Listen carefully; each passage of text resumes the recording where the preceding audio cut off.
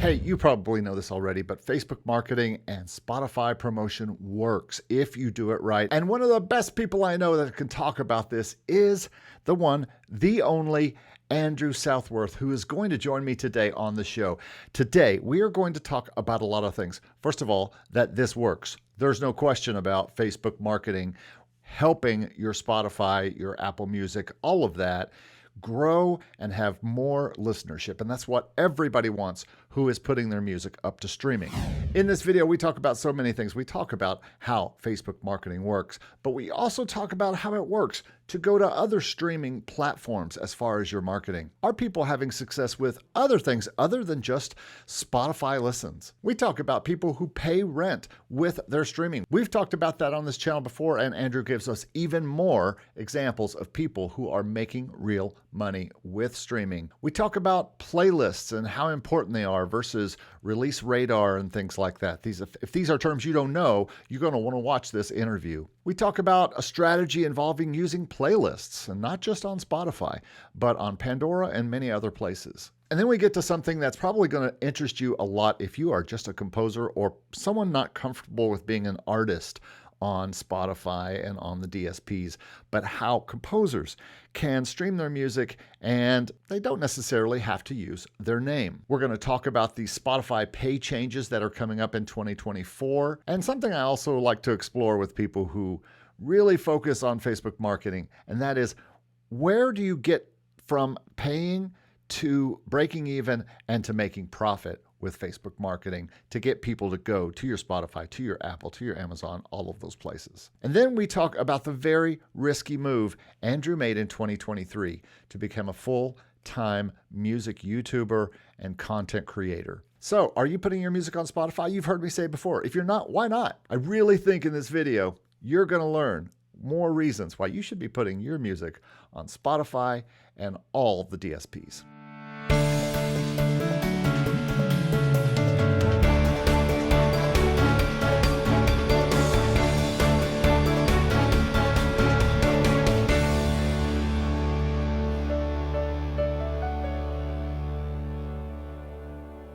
Today's episode is brought to you by Streams.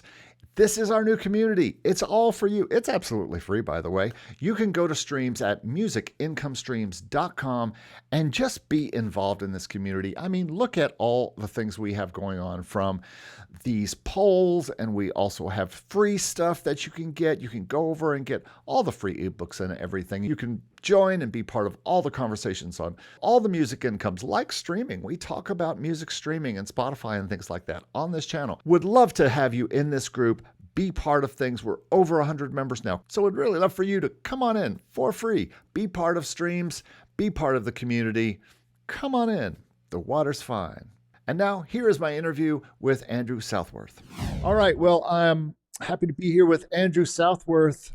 We just got to talk on your channel a month or two ago, and that was awesome and fun. And so happy to have you here to talk about Spotify stuff and your income and your artist stuff and your channel. And these are things that all fit inside this channel, Make Music Income. These are all things that I suggested from the very first video. My very first video was just like, you can do sales licensing, you can do stock license, you can be an artist, you can have a channel online, you can do music producing, you can do this or that. And so you're doing all the things that I talked about in that video. And so that's what I want to talk to you about, some of these things. We're even transitioning from a full-time real job or day job, day gig, to that, which we'll get to later. But let's start with the first question I ask everybody. How do you make music income?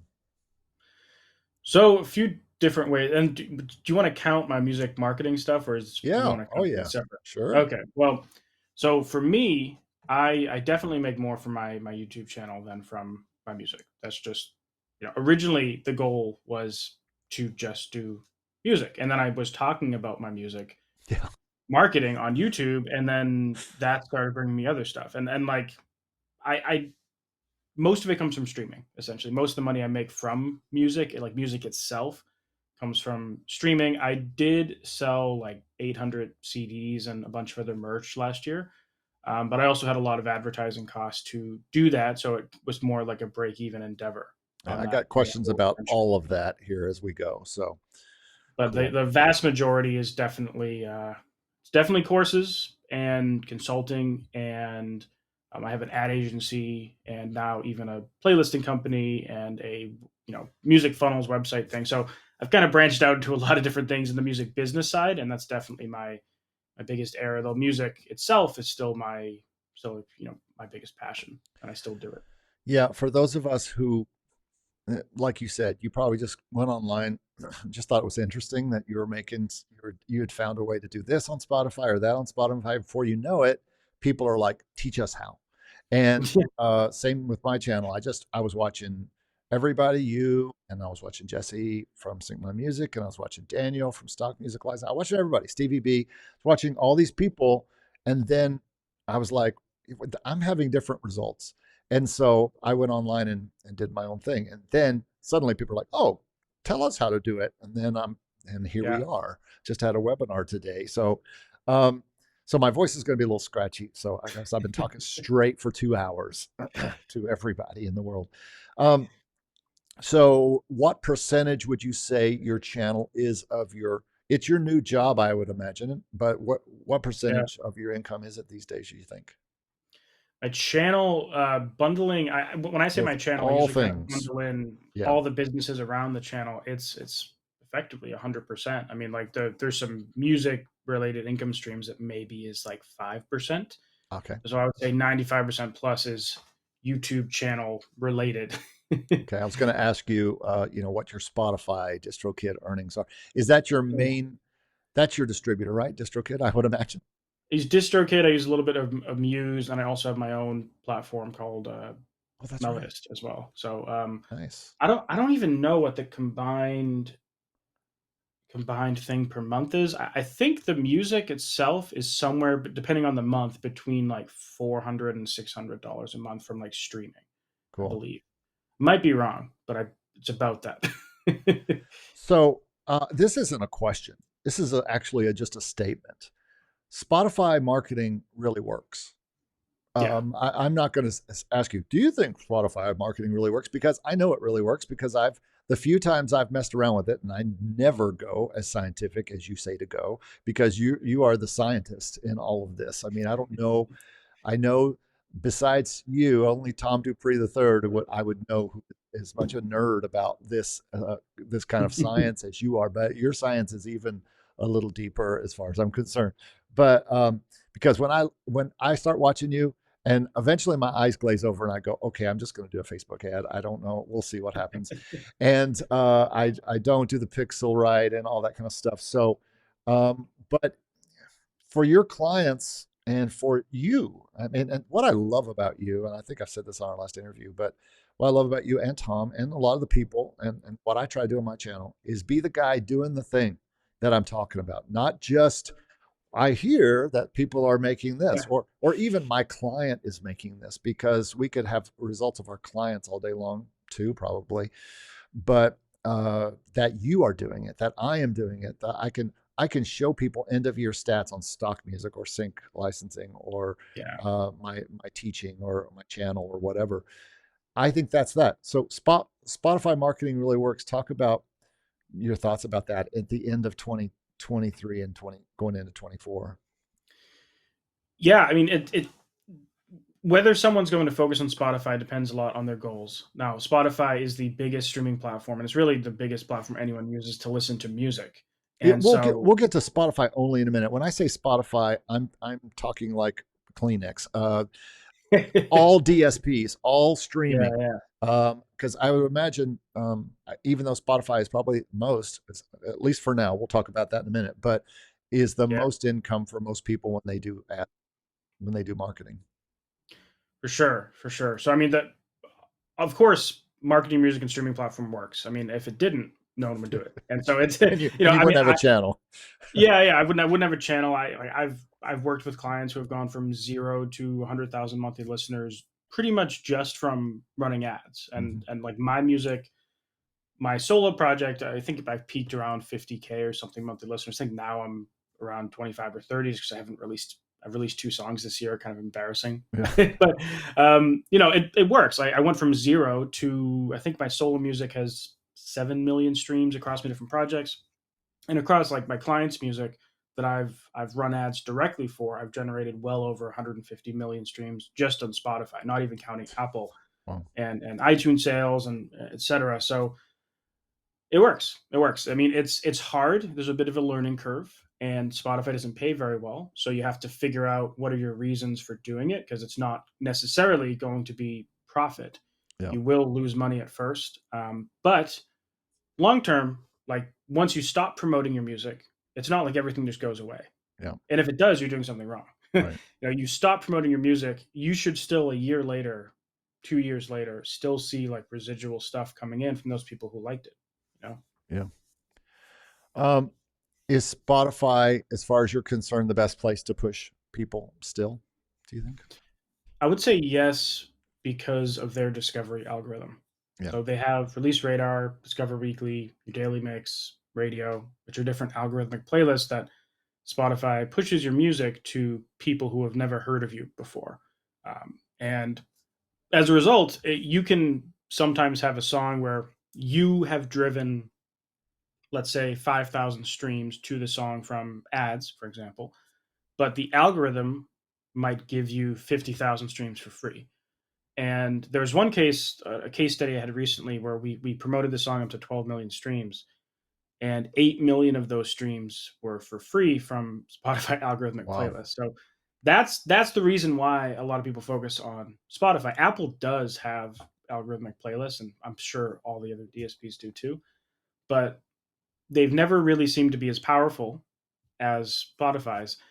And I think the other reason why people focus on Spotify, even if they're wrong for doing so, is they're the only platform where you can see the numbers. Yeah. And a lot of artists are a little bit vain when it comes to those numbers, or whatever the word is. They're a little bit concerned about how they look, and so part of it is the algorithm, part of it is the looks, um, and the other part is it just has the people. It has 35% market share, at least the last time I saw the stats. The next closest is Apple Music with 15 and Amazon Music with 15. So Hmm. it's more than Apple and Amazon combined in terms Okay. of market share. So while we're talking about them, that's a pretty good, because I had a question talk about where Apple for artists and Amazon for artists are right now, and Yeah. you just talked about their market share. What are those two platforms like? Do they have any come anywhere close to comparing with Spotify for artists? It In general, no. Hmm. So it depends on the artist though. So certain demographics, certain genres will sometimes perform better on Apple or iTunes or Amazon. One of my clients, by far their biggest platform is iTunes. Every time they release an album, they Hmm. go number one on the iTunes Wow. You charts. mean like downloads? Downloads. They'll get so many iTunes sales that they'll actually chart number one in several Billboard charts.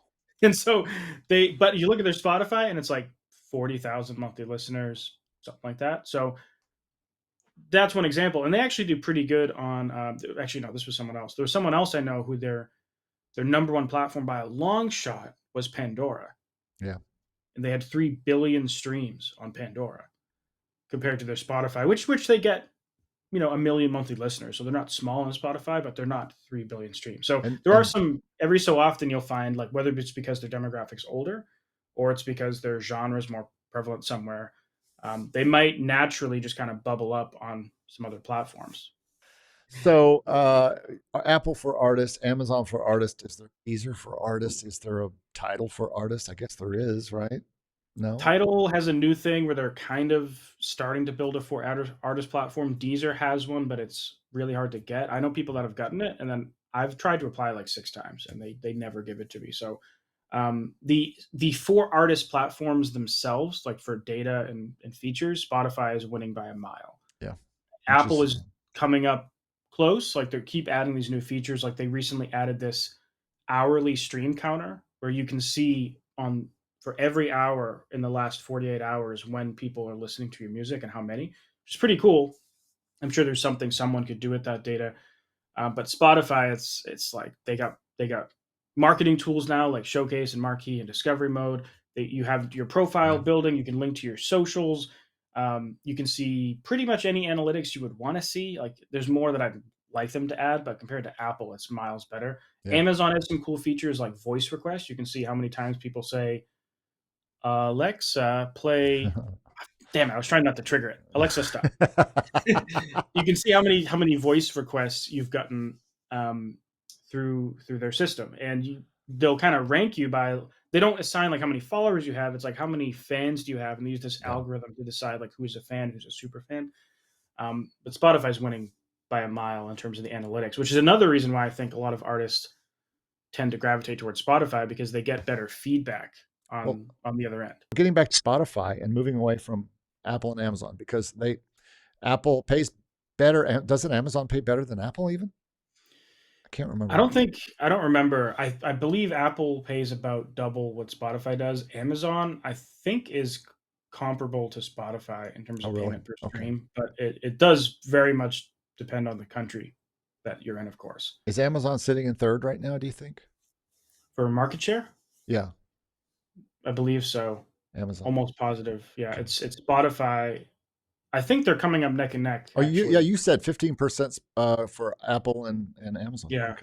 Yeah, I remember a couple years ago it was I think it was Amazon was 10 or something, and then I think they've kind of been growing. The Yeah. thing with Amazon is that a lot of people have Amazon Music Yeah. just because they I have have Prime. Amazon Prime. Yeah. Like I have Amazon Prime, but I never use Amazon Yeah, I don't Music. either. So counting those people that don't use it, I don't know if those studies count people like me who have it and just because they pay for Prime. I think Spotify is so important to discoverable to discovery.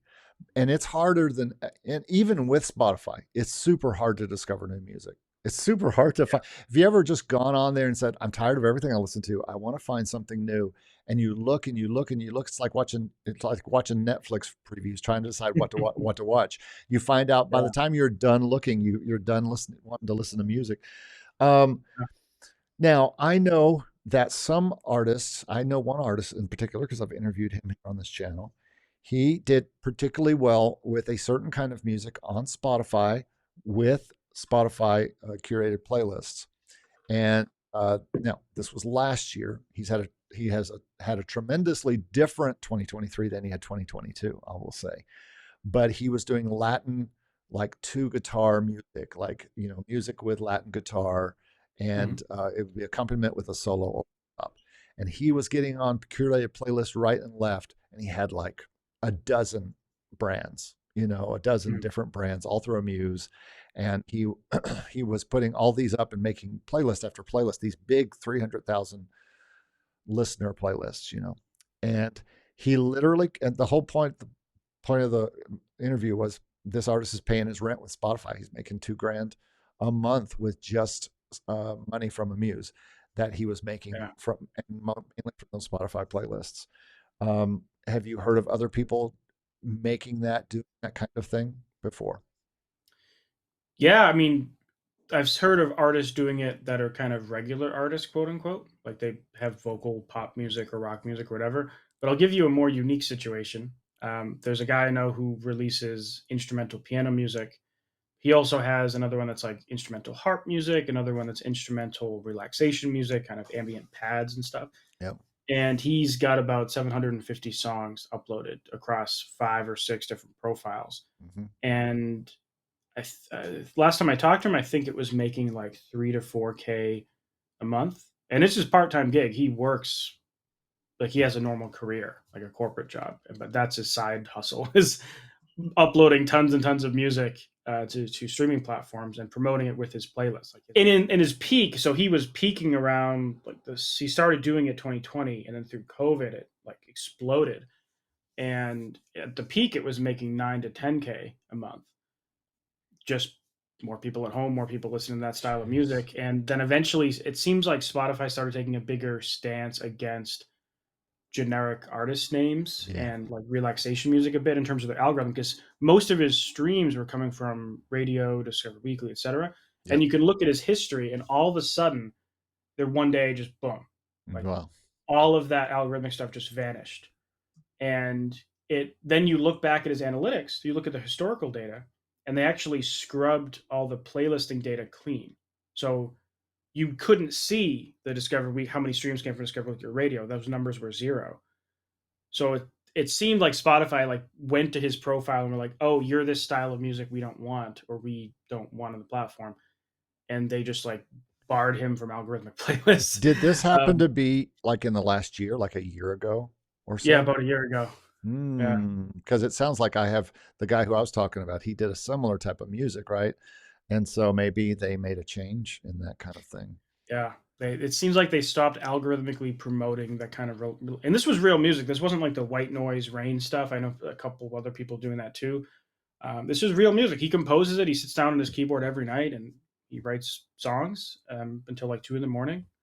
He uploads like 20 to 30 songs a month. He just basically writes a song a day, and at the end of the Yeah. month throws it all up in albums. And then of course I know people doing normal music, quote unquote, bands and stuff, individual artists in pop or rock or hip hop or whatever who pay their rent with streaming, or in some cases they might even still have jobs, but they're able to pay the rent with streaming.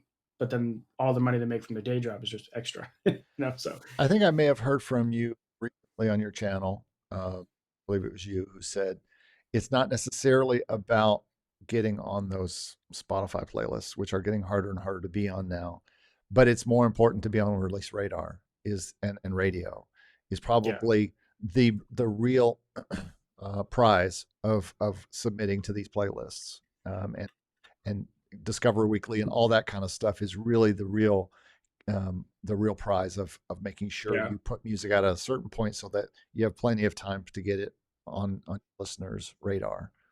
Talk about that. Not just being on a playlist, but getting that right.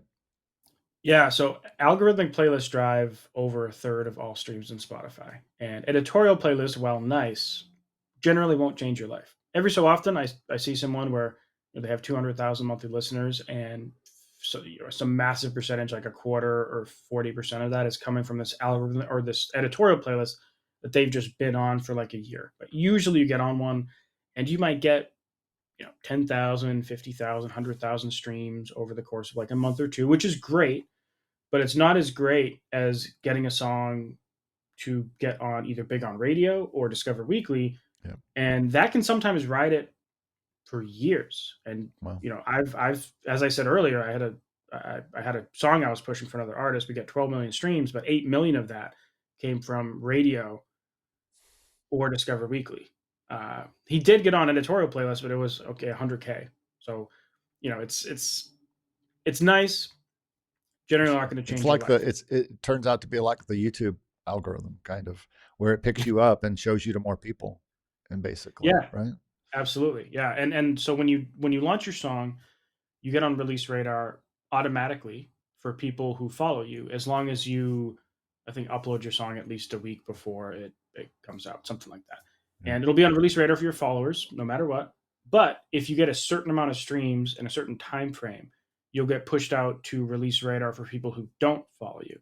And sometimes it's only a couple hundred streams. Sometimes it's like 10,000 streams. Usually it's somewhere in the middle, like 1,000, 2,000, 3,000 streams for free from people who have never heard of you before. And then additionally, in general, if you get to about 10,000 streams in any 28-day period, you start getting on Discover Weekly, which again can sometimes be as small as 50 streams a week. But one of my songs was added, and I was getting 8,000 a day.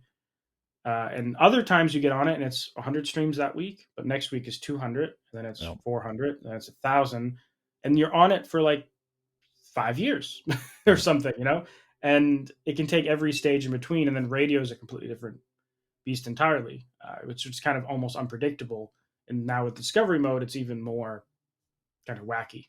Yeah. Uh, So I have one artist. I thought you might have been talking about him. He works a lot with playlists, but it's really not on Spotify now that I think about it. I know he's done a lot of playlisting on Pandora, and or something, or starting stations, and he just starts not a few, not dozens, maybe hundreds of playlists of different artists that sometimes feature his music, that will feature his music and other things like that. That strategy of making that channel, it's very similar to the YouTube channels that just have a looped video of an ocean and then music playing for over and over, and people just leave it on for 18 hours like we do here, Yeah. like a fireplace or the picture of the ocean that's just going on and the same birds fly by every 10 seconds, and but these playlists seem to be making him some money. Now he's a guy with a job. There are a lot of people who do music as a side gig, a side hustle, Mhm. and he, like you did for a long time, kind of until it took over your life.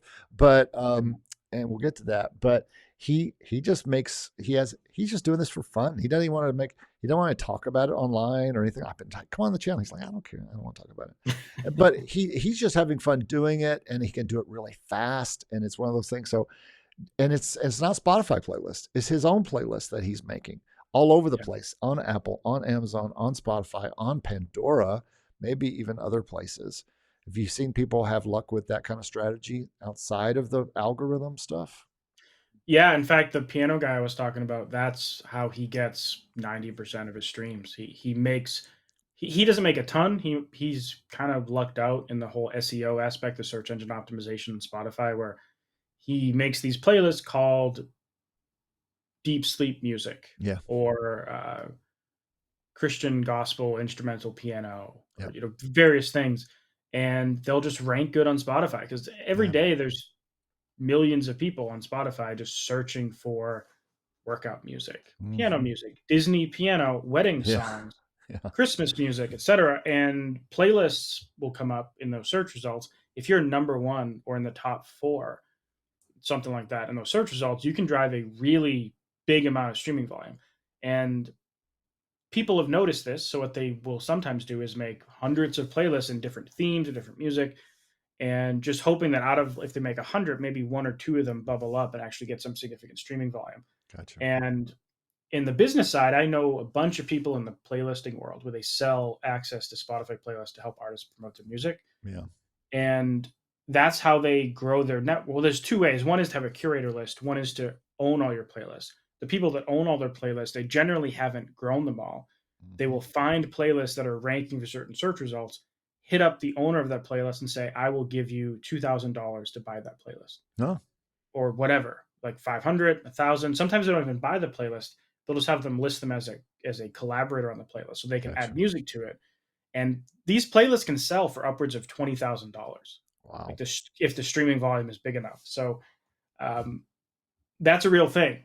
And Yeah. if you have a network of playlists that's driving a couple million streams a day, like that has real world financial value, Yeah. and the people who have these playlists know it. So what happens is they sell access to those playlists, or if they're a label or they own their own music, they're just cashing in with their own music being on the playlist. It's like selling a URL or something that you own that people want, Yeah. or a business that somebody says, I could take this business and really make some money with it if this guy wants to Yeah. sell it. A lot So of the time it's just kids make a playlist yeah. and they don't have any use for it. They're not going to start a business with it. And so the business person sweeps in, offers them $1,000, and the kid's like, cool, I'm going to go Yeah, buy some right. candy or Why something. Like, not? All right. So here's a question. I have a lot of composers who follow this channel, and these are not people who want to be artists. They mhm. don't care about having an artist side. It's probably you might feel this way. I feel this way a little bit. I can make myself up and be the artist, and I'll put pictures up and be the artist if I have to. I don't want to. I have mostly brands, so I don't have to be a guy going, Yeah. I'm the artist. But sometimes I am a composer. Can composers make money on Spotify the same as artists, or does it take that artist persona to really help them out on these things? What do you think? I definitely know people who are anonymous, or they're making music as a brand, not as an individual. And in fact, once again, Mr. Piano Guy, I'll bring him up again because one of his brands that he uploads music on is his name, Yeah, but the other four are anonymous, and the other four do just as good as his solo one. And now it's a different journey yeah, for sure. Like I interviewed these artists, Tia Tia and Ryan McMahon, who yeah. are released music as Tia Tia and also Beach Crimes, and they're crushing it. Before they were releasing music as artists, they were songwriters for Like they've released songs with Justin Bieber, Walk the Moon. Mm-hmm. I think there's even like Post Malone, or like there's some crazy music credits that they've been on, and they decided, why are why aren't we just releasing this music ourselves? Why, like we could be the face of this, we could make probably even more money from this if we did it that way too. Yeah. Obviously, there's a lot of work in that. Like the thing they said they love about the songwriting is they're just done when they're done, and they just collect money till the end of time, and they don't have to do anything. As an artist, there's a lot of other stuff you're doing Yeah. make that happen, and there's more pressure, and you're the face of a brand. Um, and because they're so like their face is the brand, and like their content, they have to be in everything, and they have to Yeah. talk to the camera, and they have to Yeah. talk to their fans and build a relationship with them. That kind of artistry is definitely more powerful than the Yeah. anonymous thing, because you're building a real connection with your Right. fans, and they feel just like on YouTube. There's a lot of people who, even if they don't care about the topic you're talking about, they might watch the video because they just love Eric so damn much, right? Idiots. That's a legitimate thing, and that Worse. people start to, they initially fall in love with the topic, and then the topic could be the music. Right. I And get it. eventually they fall in love with the people behind it, and Yep. you don't get that when you're doing anonymous brand stuff. However, it can totally work. You can release music anonymously. I knew this 65-year-old woman who was making awesome EDM music, but she felt that people wouldn't take her seriously Right. if she released music as herself, this 65-year-old woman making EDM music. So she made an anonymous brand. She even got some like fake pictures of other people and kind of made it like she made herself to look like a younger lady. And eventually, I think she did a reveal, like, oh, this is actually who I am. But at first, it was all anonymous because she felt like it would be, people wouldn't take her seriously, and it worked. I've had plenty of success with my Player A jazz brand, which has been a jazz brand. I put out Eric Copeland music at the beginning, but the problem was in the late 90s and early 2000s, there was another Eric Copeland who was like noise music guy or something. He does like really, and it's nasty. Some of the words, some of the the language is bad as far as the titles and stuff, and the art. Oh, it's just nasty. I don't want to be associated with it.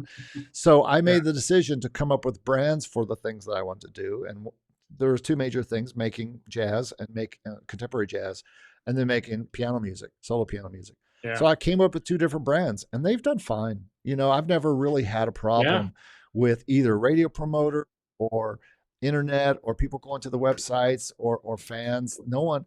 Now, nowadays, I'm starting to use my full name, John Eric Copeland. I'll say behind this piano brand is John Eric Copeland, blah, blah, blah. So I think it can still work if Yeah. you present it right. But eventually, yeah, you might need a face. It's not going to hurt to have faces. So There's one guy that I've worked with for a bit. He doesn't even play any instruments really. He doesn't sing. He's just been writing songs. I think he's either mid 40s or early 50s something. He's been writing songs his whole life, but he doesn't really play instruments. So he has all these lyrics and melodies and chords written down. And he hits me up because he's like, I don't like, how can I do anything with this? Like, yeah, what should I do? He's like, I have money, I have music, but I don't know how to get my music out to the world. And so we figured out uh, he was going to go on, was it Sound Better? I think Sound Better. He might have gone on some other site like that where you can hire producers. yeah, And we kind of figured out what kind of stylistic things and genres he likes, and he just found a producer who makes that style, who produced the whole instrumental around his chords and his melodies. And then he took that to a session singer, also on one of those sites where you can find session singers, and I they do sang this it. for people every day. Yeah, And then he hired a graphic designer to kind of get the visual aspects of the brand. He also mixed in AI and stuff like that. And um, it's people really love it. I mean, like, he's spending money and running ads on it, but he's an anonymous brand. He hasn't performed a single note of music on this song, and he's right. gotten 400,000 streams or so on this song. Well, but there are producers like Quincy Jones who didn't necessarily play any notes or do anything, but Yeah, and it was released under Quincy Jones. So I think there can be that too. I think it's kind of a lost art, but geez, half my yeah, clients right now, if not 75% of my clients, are writers and or executive producers who don't. They want to be part of the writing. They want to write the songs and get them out Yeah. there, but they hire singers, they hire the bands, they hire the graphics, all that kind of stuff. Now we are starting to put it out under their names though. So that's different. Like it's say John so and so's music, and his music is what it is. And but yet and people can they'll think what they want to think. Either they can think Yeah. he produced some of it, played guitar. They know he doesn't sing because he puts the name of the singer as featured. But Mm. anyway, now let's one last thing about Spotify here that I want to get to is the changes recently that just came out, or the proposed changes that are coming out for 2024. Um, uh, I've heard lots of different people's, including your take on how this changes things. Just for our audience, what's your quick answer to how, if you think Yeah. this is going to change things for 2024 and beyond, and what those changes are? So the changes are, in case anyone doesn't know, if starting from 2024, if a song has less or gets less than 1,000 streams per year, they don't pay out royalties or they don't pay out payments on that song on Spotify.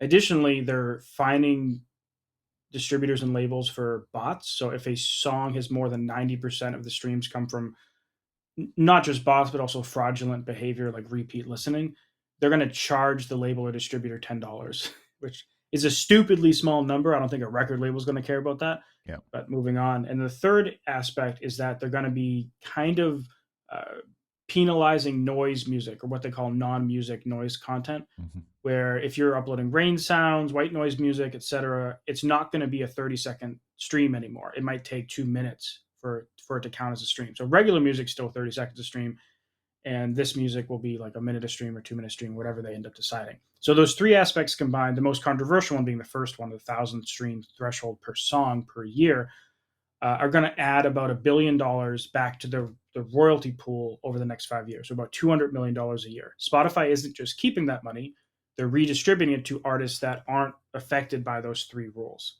So what that should mean, assuming Spotify can be taken at their word and they're not lying, which who knows, but I think they have a incentive to actually do the right thing in this case, because if they were caught, I feel like their stock would be obliterated if they were caught stealing from Yeah. independent artists and all that. So what should happen is that more serious artists who actually rely on Spotify should get a pay bump. But there are the smallest artists in the world are getting a little bit screwed over. Now they're not losing much money, because let's say they have one song. If they get 999 streams in that song, they're going to make $0, where they would have made roughly $3.30. Now, people keep bringing up the situation where, well, what if an artist has 100 songs that are all getting 999 streams per year? So, okay, yeah. One, yes, that's true. I feel bad for the person. But also, if they've released 100 songs and they're serious about their Yeah. music and they've been trying to take this as a business the Yeah. whole time, they have much bigger problems than the fact they've missed out on $330. Because that means they've been colossally screwing up a whole lot, or their music sucks. And either way, Did you um, did you when you were talking about this on your channel? Because I agree with you. I don't have a problem with this actually. If you it's 1,000 streams is not hard to get, especially if you try hard. If you do yeah, some, I mean, you could almost spend no money and market it enough to get 1,000 streams on a song yeah, just by some Facebook marketing, not ads, just by like old fashioned asking yeah, people to listen. But I feel it's a little like YouTube. You can't just go on YouTube and start making money. You have to go through yeah, get 1,000 subscribers, and you have to get 4,000 hours of watch time, which is a lot. And that proves your seriousness to YouTube before they will start paying you. And they don't pay them that much, yeah. but still, I don't have a problem with holding artists accountable to taking this seriously. And I think people should be taking all of this stuff seriously. So this doesn't The bother me the at thing all. that I wish they did instead of this was just switch to a user-centric payment model, Yeah. because uh, it feels more fair, right? If it should, why is it that if because I only listen, maybe over the course of the month, let's say I stream 200 songs on Spotify, and I don't listen to any Ed Sheeran, any Drake, any Taylor Swift, because I don't like that style of music. Mhm. I'm still We're going to paying get a lot of hate comments, I think, on that. to. I mean, I saw Ed Sheeran live. He's amazing I'm just live. It's kidding. insane. But most of my Spotify payment is still going to Ed Sheeran, Drake, and Taylor Swift Yeah, right, because right. they don't. It doesn't matter who you listen to. It just matters the whole pool system and whatever. Like if I wish it would just be if I only listen to Meshuggah, which niche metal fans will know who I'm talking about for the whole month. Meshuggah gets 100% of those royalties because I didn't listen to anyone else that month. Yeah. And not only does that solve the whole payment thing, one, it's more fair. Even if I made less money over in a user centric payment model, I'd be like, that's fine because this is a more fair system. But uh, it would also solve the bot problem because if the maximum amount of money a bot can pay out in a premium account is essentially, well, if it's $10 plan, Spotify takes 30%, so that's $7 in royalties.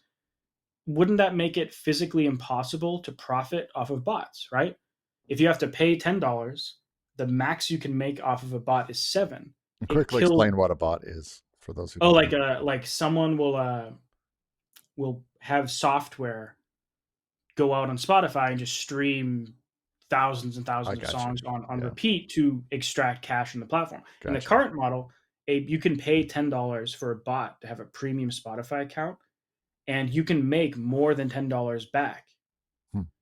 because of it's not a user-centered model. If it goes to a user-centered model, it is physically impossible for bots to be Yeah, profitable, at least on the premium tier. yeah, So anyways, that's what I wish they did. I don't fundamentally hate the new system though, because I feel, as you said, it's not. It doesn't take that long until an artist starts getting 1,000 streams yeah, per year, right? This isn't per month. This is over the course of a whole year. yeah, 1,000 streams on your songs. yeah. I think it's a low bar. Doesn't So. Deezer already, aren't they switching to a user? I mean, to what you're the kind of model you're talking about? No, they're switching to an even more squirrely Oh, model I thought proposed somebody by. was going to a artist, you know, where They're you're, they're calling it a. They came up with some new thing. They're calling it some artist friendly platform or something. It's their system. It's like if you have less than a certain threshold of royalties, you get paid less, and then once you cross a certain bar, then you start making double the money. oh, okay. And also, if you send the people to Deezer, if they came directly to your music, you'll make double. But if someone finds you algorithmically, you'll make half. So they came up with these rules to incentivize serious artists because like if I'm driving someone to the platform, shouldn't I get paid more for that than if someone else like refers them to my music? That's their argument. I'm not sure how much it matters because I've never heard of anyone who listens to Deezer, but it might be Right? Yeah, exactly. it might be a country thing. Like maybe in other Yeah, countries, Deezer is bigger. Okay, France and Brazil I've heard are big for Deezer. gotcha.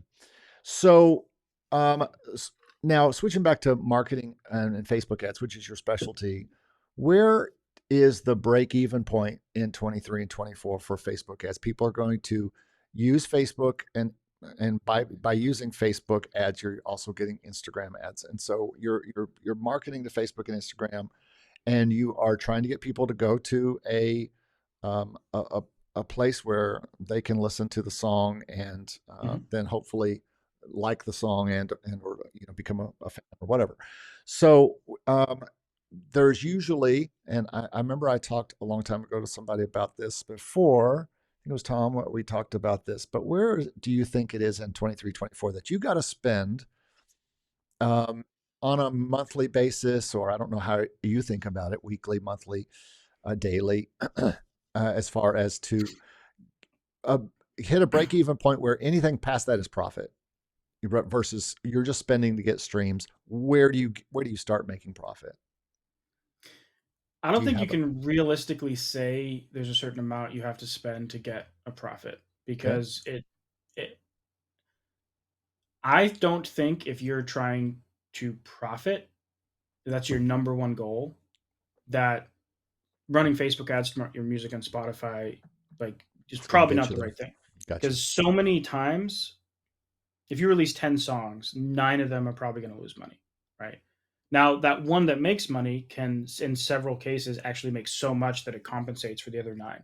And I do know people who profit off of their ads, but I don't think that should be the main goal because if you do that, you're probably going to be disappointed in a lot. That being said, a lot of the labels that I work with, the only thing they care about is the profitability because they're a Sure. label. Hmm. And they still go forward with it because, as I said, you can profit. Now, the cases where you will profit don't have as much to do with the budget per se. It's one, you're looking for a the cost of driving someone to Spotify to be as low as possible, of Hmm. course, because that means you get more people per dollar. And then on two, you're looking for songs that Spotify is going to be willing to push at a significant volume. Because sometimes you get a really, really good performing Facebook ad, it's super cheap, but Yeah. then the algorithm just doesn't want to push it. Yeah. And sometimes you have a song that's really expensive, but the algorithm will push it. So ideally, you need both of those boxes to be ticked. Yeah. When you have that, you can almost spend an infinite amount of money on this song and continue to profit. Right. And I've showed that in several cases where this label had spent $20,000 promoting this song, and when I showed the stats for the song, I think it had 6 million streams just on Spotify, which is Yeah. about $18,000. Never mind the Apple or the YouTube, and if they had any sync or whatever. So they were already break even. But the usually I assume 6 months later, even just everything being equal, no more ad spend, the streams are roughly going to double, and a year out they're likely going to triple. So this song, they originally had a $3,000 budget, and then they were like, okay, cool, we've already made back 75% of this. Let's just spend another 5 grand. Cool, we've hit that. Let's spend another 5 grand. Let's spend another 10 grand, whatever it is. And then we hit 20K, and eventually they stopped because like the algorithm started dipping a bit. Yeah. So we're like, okay, maybe this is as far as we can push this song. Uh, and then the other 12 million stream example as well. Like you can have these cases where you have like these, you can just keep feeding it money. And so not only are you growing your audience for free, but you're actually profiting. Um, Do you think this is, in a way, some to paying a radio promoter to promote your stuff to stations, and you have to think about, and it's really more about marketing than it is about income. In other words, when you pay a radio distributor, of which I've done many times for artists, you're talking 2, 3, 4 grand to for a yeah. marketing campaign of 6 months, and you're hoping that it's going to catch on at radio, and you will be discovered at radio. Now, I don't know how. I know this still happens in some formats, especially contemporary jazz, like on watercolors on Sirius XM is big money still. If you can get on a Yeah. Sirius XM channel and be ranked there, but you've got to hire a guy first for 2 or 3, 4 grand to get you there because he has the relationship Yeah. there. And so, is this today's radio promotion, do you think, basically? Kind of. Yeah. I mean, where were all the people 30 years ago looking for new music? Yeah. One would be radio, right? That's Hmm. probably a big spot where your radio really determined for like 90% of people what they ended up listening to. Nowadays, people still listen to radio, but not nearly as many that listen to not just Spotify, but are on some type of social media, Yeah. right? Yeah. So the social media sites, they're where people hang out, they're where their attention is already focused on, and running ads, amongst other things, right? There's a lot of different ways to support your music. Running ads a way to just put your music in front of people in a place where they're already at, Yeah. just social media like Facebook, Instagram, TikTok, whatever. um, and the nice thing is, the beautiful thing is that in the past you'd have to spend $2,000, $3,000 or whatever to hire a radio promoter or someone else doing some kind of old fashioned type of promoting method. Nowadays you can spend $100 promoting your song Yeah. and get tangible results. You It's can not going to see it. be, You can see the bump that it yeah. makes. Right, and I usually tell people that the minimum you probably want to get into, specifically running ads with, is I would say minimum $300 a month, so about $10 a day Yeah. in ad spend. To If you have make bigger to budget, really move the needle seriously. It's to move the basically. needle and make everything worth it. Like if you have a $300 campaign and it goes amazing, you can trigger algorithmic playlists. And The, it's almost not even about making money off that single. It's about growing your monthly listeners so that the next thing that you release gets to them again, and it just continues to eat yeah. itself down the line, right? Exactly. Yeah. I mean, if let's say you lose money on a song, you spent $500 on it, but maybe over the course of the next 3 years, you've made back 300 on it, right, Mhm. without putting anything into it. So you really only spent 200 to get what you got.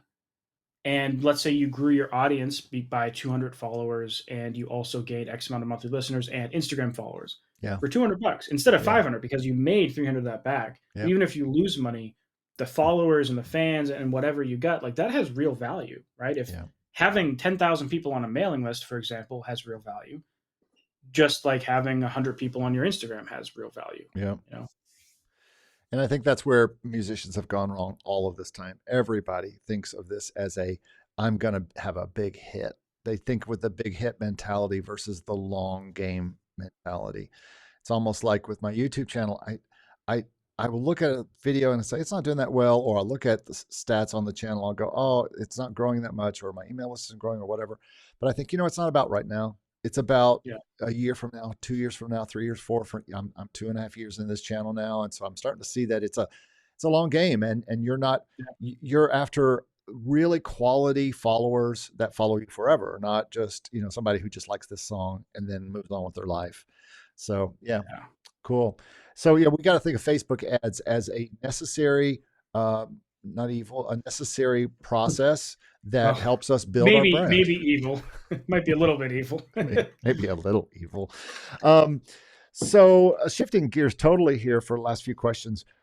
Where are you as an artist? One thing, like I said, I've always enjoyed and appreciated that you experiment on yourself with your music and you do your thing. And if you go look at your old days as a channel, boy, you could see you all the way back as a teen or a kid, showing Yeah. off the different vocal things that you did and all the kind of stuff that you did. It's amazing you can still speak now, but but still, you obviously still have some thoughts of yourself as an artist, as do I. I think of myself more as a composer first, and as an artist Yeah. second, or as an artist way down the line. Actually, an artist is like fifth down the line for me. But do you see yourself as an artist only for experimentation, or do you see yourself as an artist in general? In this year, that's been something I've been wrestling with. Yeah. Right. So if you were to ask me last year, it would be like, I'm an artist in general. I'm trying to make this work just as much as anything else I'm doing, including YouTube. And then what happened was in 2023, around January 31st, I started having issues with kidney stones, and I dealt with that for 3 months, which just crushed my motivation to do anything. Right, because I was in constant pain. I was on painkillers for like 3 months. I had to have surgery, a stent, nightmare, like worst 3 months of my life. Yeah. All the way from end of January to end of April, I was dealing with that. And then, now fortunately, I was still working my day job then. And I was able to go on workman's comp and still get paid through all that. And I was still running my YouTube channel and all the stuff I was doing. And then I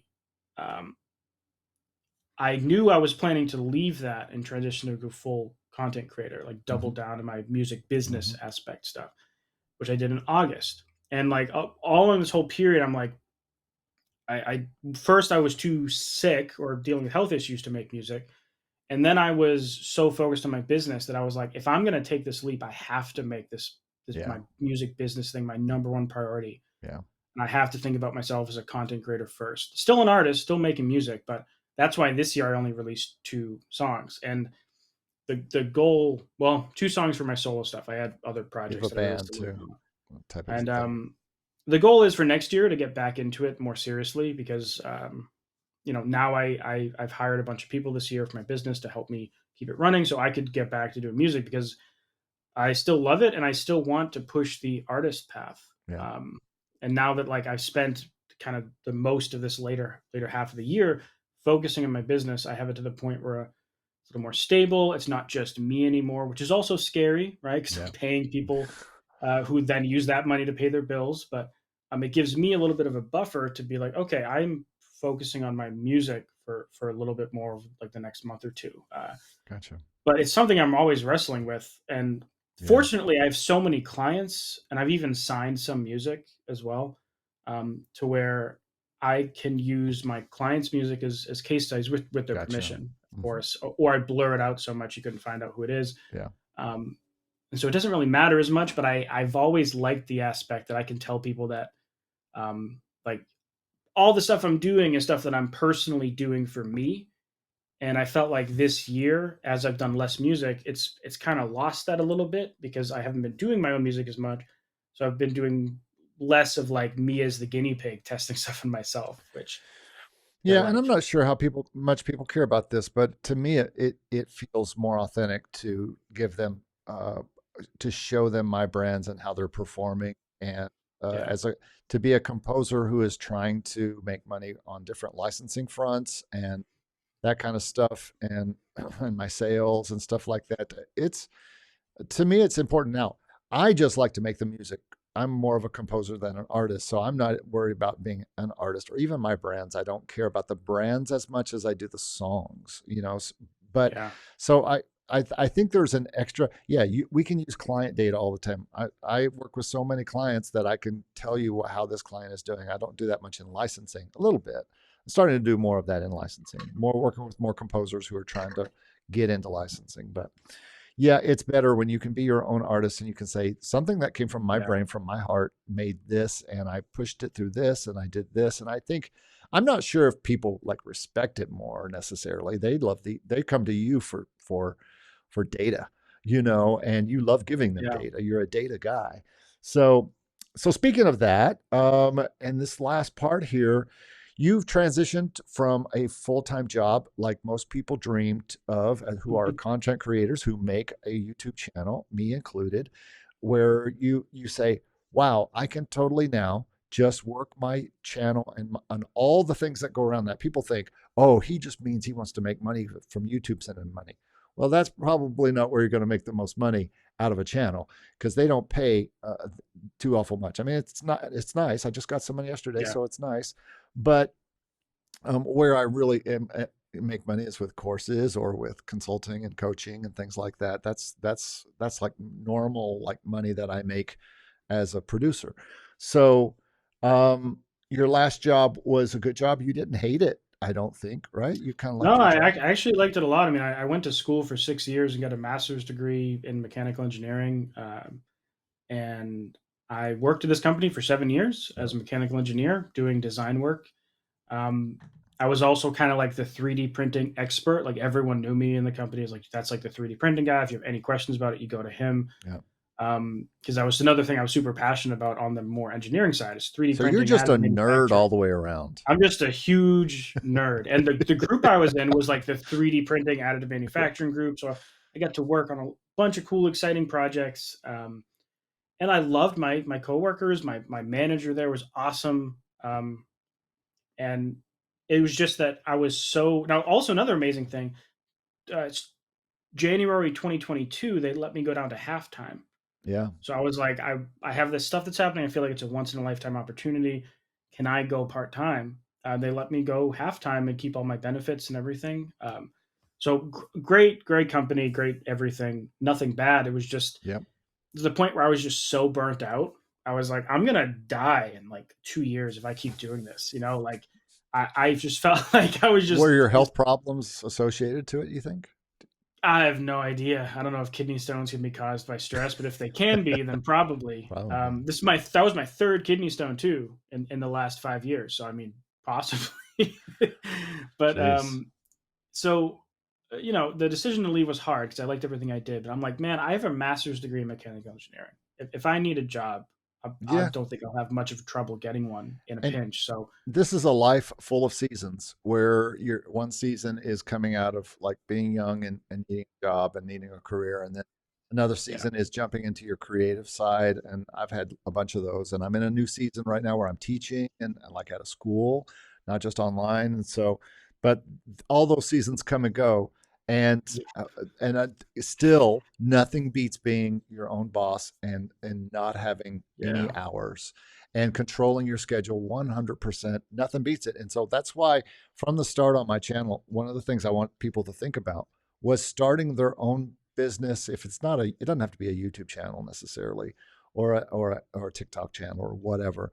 But those are pretty easy thing. Online channels are ways that you can start to share either your music or there's everybody needs information. YouTube proves that we all need information in the little things I've been spending the last 3 nights watching 100 different videos on orchestral instruments because it's Black Friday and I'm trying to decide which Oh ones to yeah, buy, you know. So I'm yeah, listening to this clarinet and this clarinet and this library and this clarinet, and I'm going through all these YouTubers, and all of them are providing super valuable information to me on yeah. on this information, and so we all need that. So um, I Yeah, you, think, you can start a YouTube channel, side hustle, like whatever in music. Like, I mean, when I was full time at this job, I was working 40 hours there and then 40 hours on my channel. And then when I went down to halftime, I was working 20 hours there and then 60 hours on my channel and businesses. But like that's the reason why it was so many hours for this stuff is because not only was the videos, but it's the doing 20 hours of consulting a week, yeah, and then also running ad campaigns for clients, and then answering emails and building yeah, websites and new business ideas. So, but when you're starting with just videos, you most people can find 10 hours a week, yeah, right, to yeah. start something new. And like if you think you can't, you're probably lying to You could yourself do an because audio and video podcast where you just talk for an hour a week and you don't have to edit yeah, it. You don't have to do anything. That's likely where I'm going to put this out because people love this kind of conversation on my podcast, and they watch it on YouTube too. So they just use it and they just yeah, listen to the back and forth, and it's very informational and helpful for them, and they can listen in their car or whatever. And that takes almost no, this will take no editing. I'm not going to like edit yeah, your every word. I'm just going to put a beginning on this, and then this is what they're going to hear all the way yeah, through, you know, us going back and forth.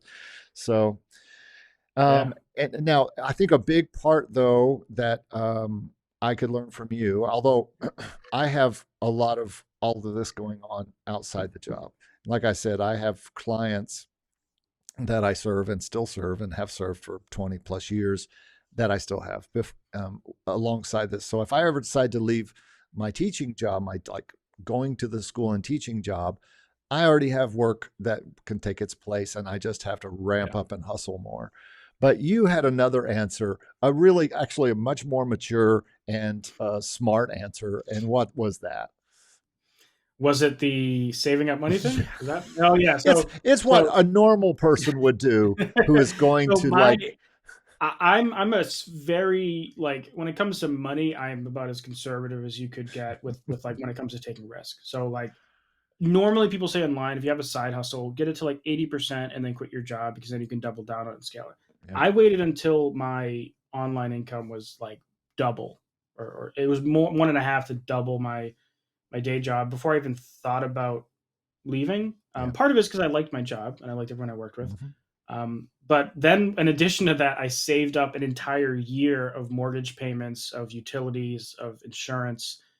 What a There's one nerd. thing a lot of people don't realize is that insurance, health insurance in the United States, when you're not Yeah. through an Oh employer, is just gosh.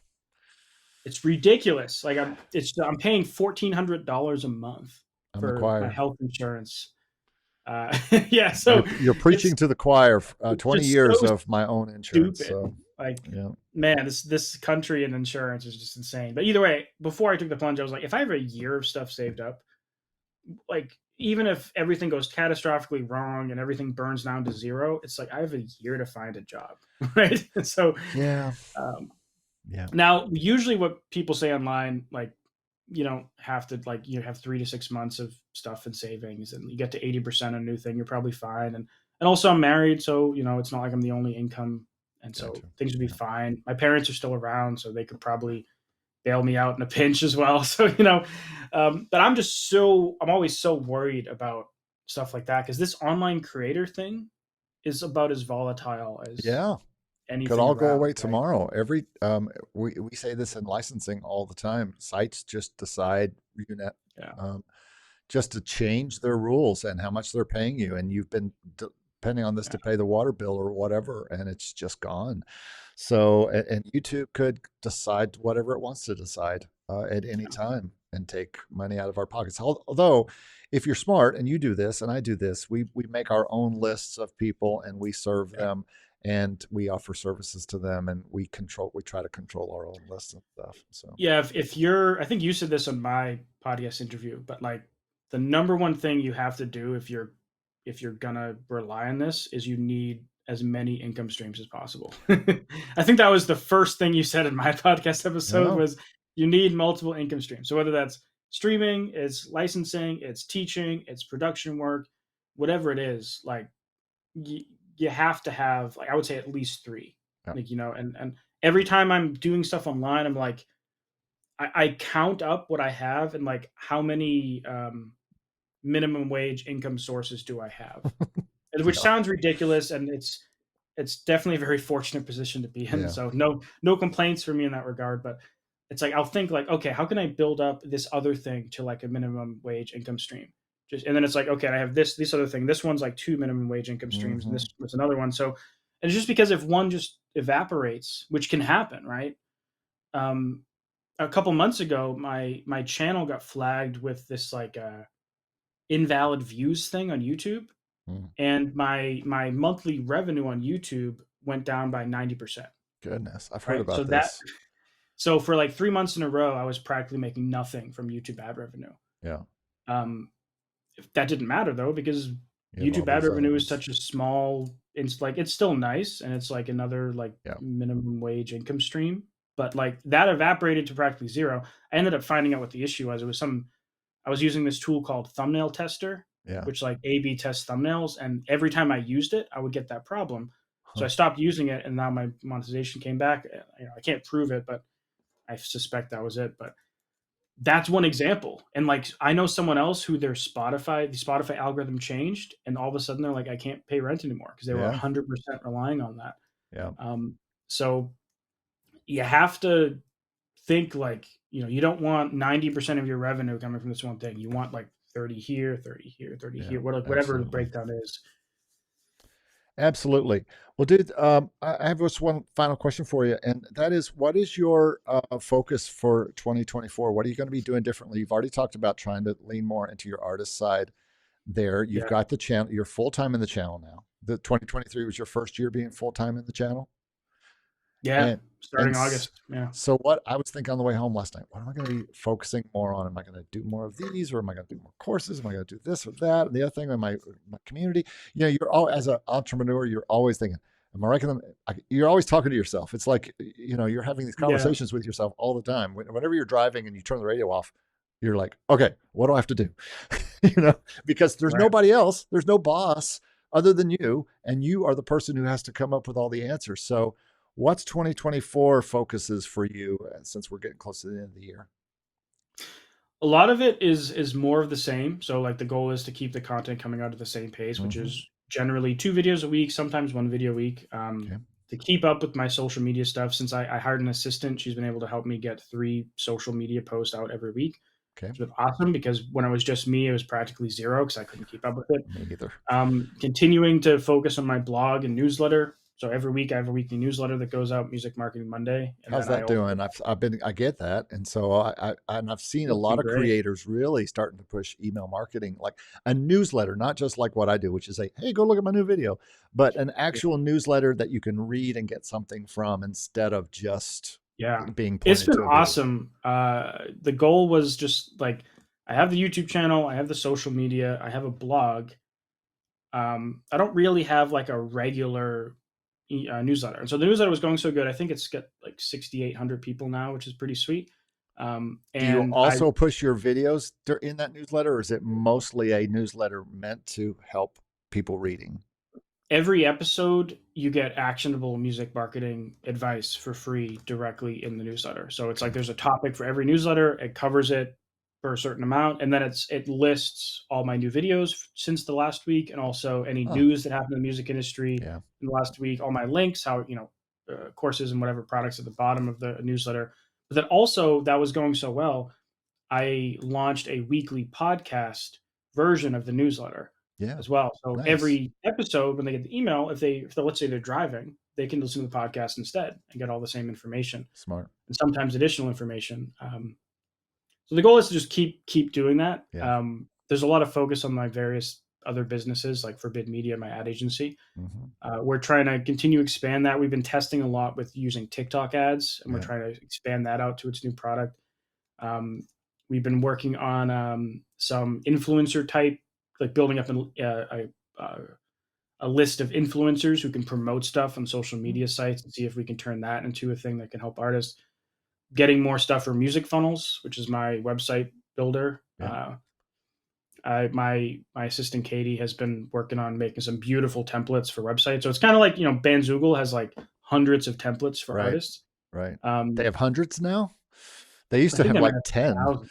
Yeah, they have like a crazy amount. So we've been trying to like get more templates going so that because we have way more features than they have, Yeah. but they have way more templates. So we've been So is trying that to what this is push going that to stuff. be a competitor to? Something like Bandzoogle where they can build a site and have funnels and It's all that? essentially a competitor with it. I mean, there's certain things that they don't have. Like they Yeah. don't really have an email platform. You can kind of send emails through what they do, but it's not that great. They you can We have sales funnels, which is the biggest aspect of music funnels, whereas they don't have any sales funnels. Gotcha. But also, like they're a great site too. They have Yeah, amazing but customer they're support. meant for bands just to have a website almost. Yeah, That's really all they have been trying to be most of the time. yeah, exactly. Yeah, Well, cool, man. Well, I love everything you do. Of course, I'm a big fan, and I so appreciate letting me come on your program. And I'm glad you came here because I think this is some really good conversation that's going to help people. And I'm going to put all your information below. I'll try to remember all of your businesses and put them all below. If you had you to can, name the top three besides your YouTube channel, what are the top three that you want people to yeah. know? Because you're So like there's me, so yeah. many. I'll look for three. I'll say it's like check out the YouTube channel. I have hundreds of free videos that can help you out with music marketing, music business. My website, generastudios.com, hard to spell, but you'll see it in the description below. That links to most of my courses and a bunch of other my products are listed there. And then you can find my ad agency and Forbid Media and stuff all listed there too. But I guess the last one I'll mention is Forbid Media, which is my ad agency, where if you don't want to run Facebook ads yourself to promote your music on streaming platforms, specifically Spotify, that's pretty much the focus of that entire business is doing that for other people. So Cool. thank you very All much right. for having me on, man. Hey, man, This was my fun. pleasure. Thanks so much, and we'll talk to you soon. Yeah, man. Bye. Later.